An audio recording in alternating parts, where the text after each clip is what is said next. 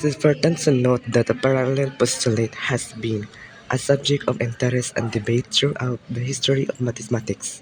In the 19th century, mathematicians explored alternative geometries that did not rely on this postulate, leading to the development of non-Euclidean geometries by mathematicians like Lubavitch and Boole.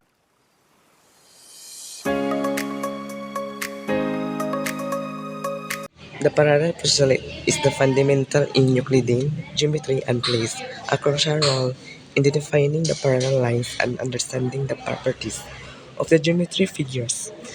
It distinguishes the Euclidean geometry from other geometries, such as hyperbolic geometry and ecliptic geometry, which have the different formulations regarding the parallel. The birth non-Euclidean geometry. First, Carl Friedrich Gauss,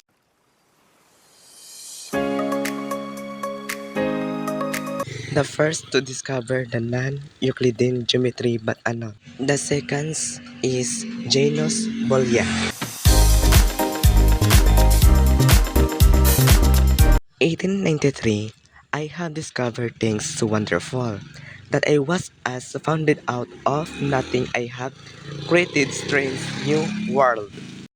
Third is Nikolai Lubashevsky.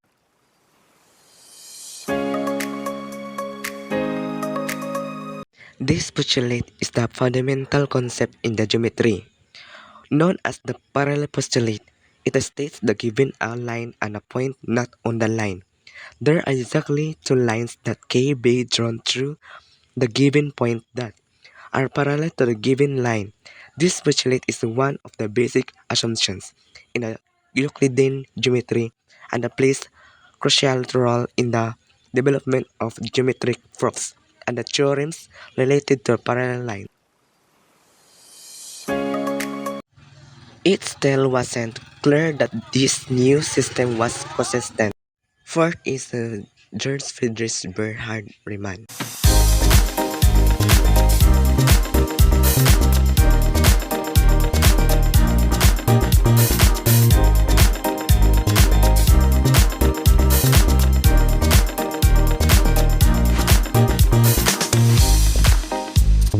In Euclidean geometry, if you have a straight line, any perpendicular line drawn to it from any point will intersect the original line at a single point.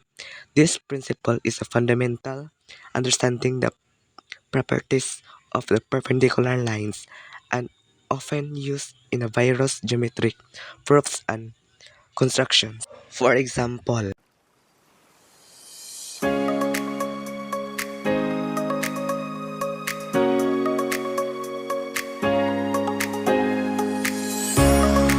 the sum of the angles of any triangle is always greater than 180 degrees. This property is a fundamental aspect of Euclidean geometry. It's a fact the sum of the angles in a triangle is always exactly 180 degrees. If the triangle is drawn on a flat plane, such as a piece of the paper, but it can be greater than 180 degrees if the triangle is drawn on a curved surface such as a sphere. Euclidean geometry. This is the familiar geometry developed by the ancient Greek mathematician Euclid. In the Euclidean geometry, a flat surface is defined as having zero curvature. Lines are also defined as a straight, and the angles of a triangle always sum up to 180 degrees.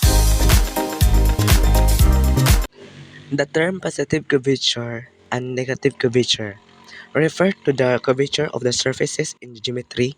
A surface with positive curvature such as a sphere curves outward, while a surface with a negative curvature such as sandal shape curves inward. Why better studying spherical geometry?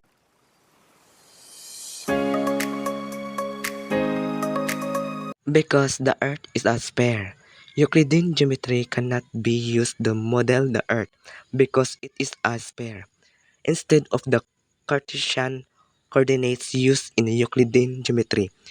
Longitudes and latitudes are used as to define the points on the Earth.